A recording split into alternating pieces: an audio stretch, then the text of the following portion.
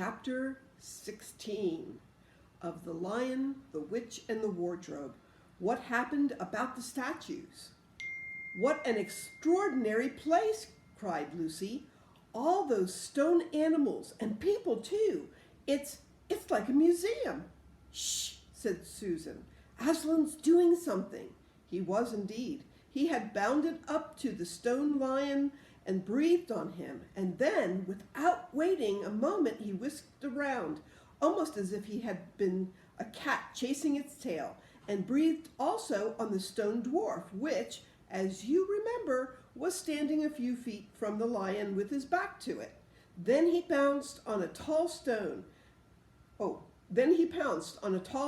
dryad, which stood beyond the dwarf, turned rapidly aside to deal with the stone rabbit on his right, and rushed on to two centaurs. But at that moment, Lucy said, "Oh, Susan, look at the lion." I expect you've seen someone put a lighted match to a bit of newspaper which is propped up on a grate against an unlit fire. And for a second, nothing seems to have happened, and then you notice a tiny streak of flame creeping along the edge of the newspaper. It was like that now. For a second, after Aslan had breathed upon him, it was like he was normal, just a stone lion.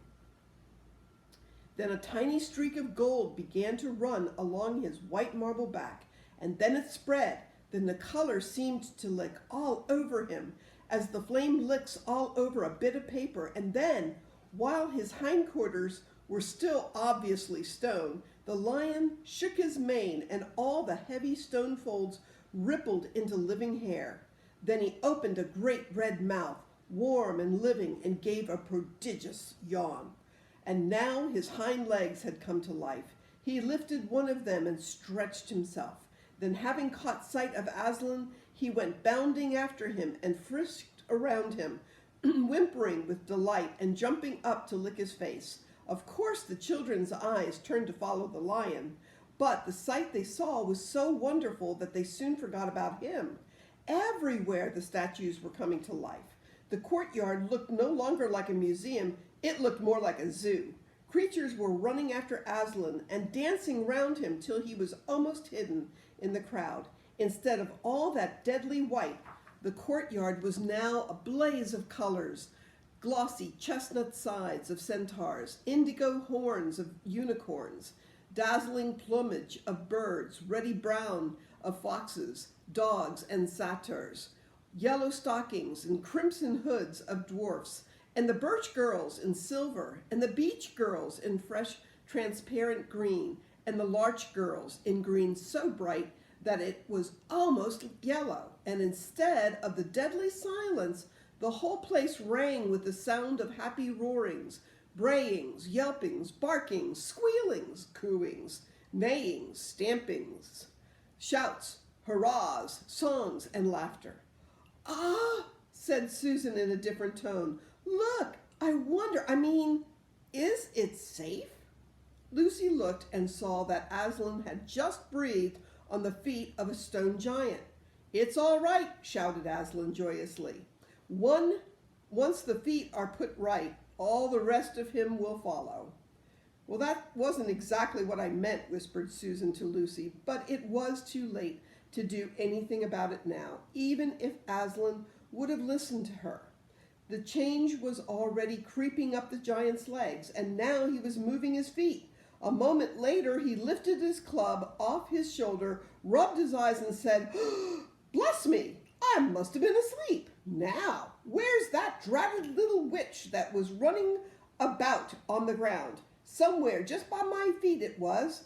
But when everyone had shouted up to him to explain what really happened, and when the giant had put his hand to his ear and got them to repeat it all again so that at last he understood, then he bowed down till his head was no further off than the top of a haystack and touched his cap repeatedly to Aslan, beaming all over his honest, ugly face.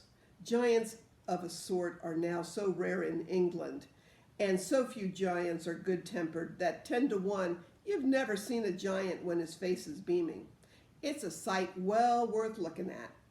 Now for the inside of the house, said Aslan. Look alive, everyone, upstairs, downstairs, and in my lady's chamber. Leave no corner unsearched. You never know where some poor prisoner may be concealed. And into the interior they all rushed, and for several minutes the whole of that dark, horrible, frosty old castle echoed with the opening of windows and with everyone's voices crying out at once, "Don't forget the dungeons! Give us a hand with this door! Hey, here's a little winding stair! Oh, I say, here's a poor kangaroo! Call Aslan! Whew! Smells in here! Look out for trapdoors! Up here!" There are a whole lot more on the landing. But the best of all was when Lucy came rushing upstairs, shouting out, "Aslan, Aslan, I found Mr. Tumnus! Oh, do come quick!" A moment later, Lucy and the little fawn were holding each other by both hands and dancing round and round for joy. The little chap was none the worse for having been a statue, and was, of course, very interested in all she had to tell him. But at last the ransacking of the witch's fortress was ended. The whole castle stood empty, with every door and window open, and the light and the sweet spring air flooding into all the dark and evil places which needed them so badly. The whole crowd of liberated statues surged back into the courtyard, and it was then that someone, Tumnus I think, first said, "But how are we going to get out?" For Aslan had gotten in by a jump, and the gates were still locked. "Oh, that'll be all right," said Aslan, and then raising on his hind legs, he bawled up at the giant. "Hi, you, up there," he roared. "What's your name?" "Giant Rumblebuffin, if it please your honor," said the giant, once more touching his cap. "Well then, Giant Rumblebuffin," said Aslan, "just let us out of this, will you?" "Certainly, your honor, it will be a pleasure," said Giant Rumblebuffin. "Stand well away from the gates, all you little ones." And then he strode to the gate himself, and bang, bang, bang went his huge club. The gates creaked at the first blow, they cracked at the second, and shivered at the third, and then he tackled the towers on each side of them, and after a few minutes of crashing and thudding, both the towers and a good bit of the wall on each side went thundering down in a mass of hopeless rubble. And when the dust cleared, it was odd, standing in that dry, grimy, stony yard, to see through the gap all the grass and waving trees and sparkling streams of the forest, and the blue hills beyond that, and beyond them, the sky. "Blowed if I ain't all in a muck sweat," said the giant, puffing like the largest railway engine. "Comes of being out of condition. I suppose neither of you young ladies has such a thing as a pocket handkerchiefy about you." "Oh, yes, I have," said Lucy, standing on tiptoes and holding her handkerchief up as far as she could reach. "Thank you, missy," said Giant Rumblebuffin, stooping down. Next moment, Lucy got rather a fright, for she found herself caught up in mid-air between the giant's finger and thumb, but just as she was getting near his face, he suddenly started and then put her gently back on the ground, muttering, "Bless me, I picked up the little girl instead. Oh, beg your pardon, missy, I thought you was the handkerchief." "No, no," said Lucy, laughing. "Here it is." This time he managed to get it, but it was only about the size to him that a saccharin tablet would be to you, so that when she saw him solemnly rubbing it to and fro across his great red face, she said, "I'm afraid it's not much use to you, Mr. Rumblebuffin." "Not at all, not at all," said the giant politely. "Never met a nicer handkerchief. So fine, so handy, so, well, I don't know how to describe it." "What a nice giant he is," said Lucy to Mr. Tumnus. "Oh, yes," replied the fawn. "All the Buffins always were. One of the most respected of all the giant families in Narnia. Not very clever, perhaps. I never knew a giant that was. But an old family, with traditions, you know. If he'd been the other sort, she'd never have turned him into stone."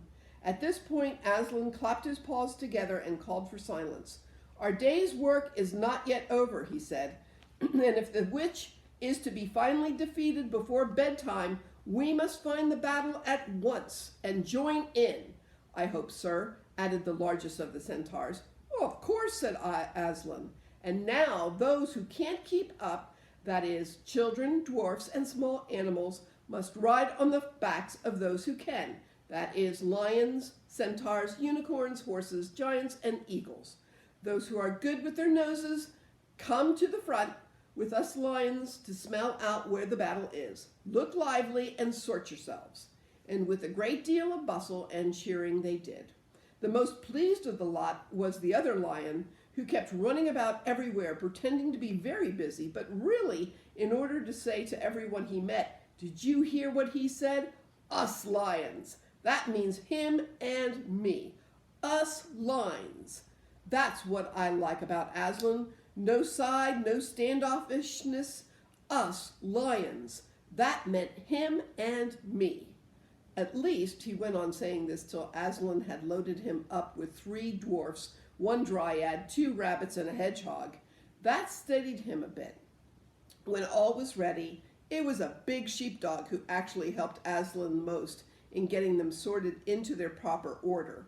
They set out through the gap in the castle wall. At first, the lions and dogs went nosing about in all directions, but then, suddenly, one great hound picked up the scent and gave a bay.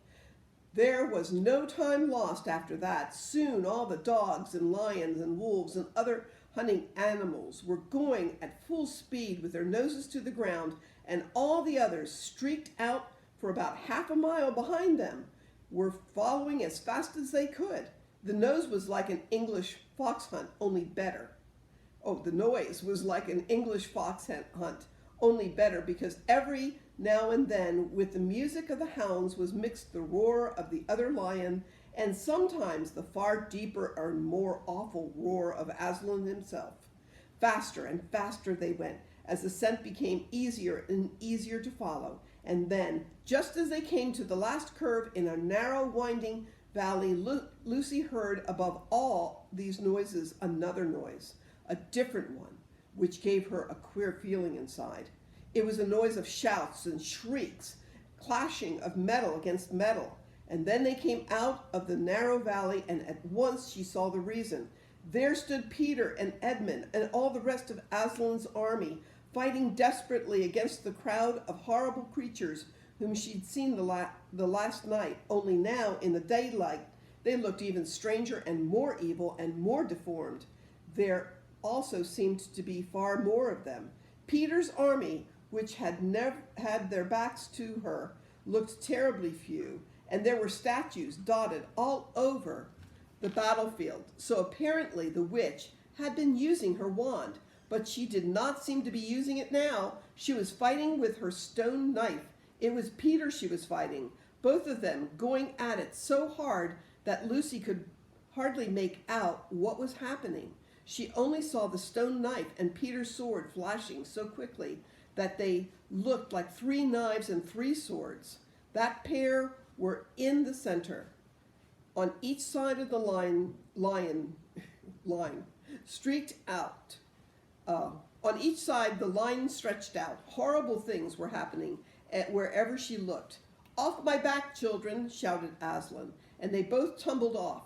Then, with a roar that shook all Narnia from the western lamppost to the shores of the eastern sea, the great beast flung himself upon the White Witch. Lucy saw her face lift towards him for 1 second with an expression of terror and amazement. Then the lion and the witch had rolled over together, but with the witch underneath, and at the same moment all warlike creatures whom Aslan had led from the witch's house rushed madly on the enemy lines. Dwarfs with their battle axes, dogs with their teeth, the giant with his club, and his feet also crushed dozens of the foe. Unicorns with their horns, centaurs with swords and hooves, and Peter's tired army cheered. The newcomers roared, and the enemy squealed and gibbered till the wood re-echoed with the din of that onset. Ooh. 1 chapter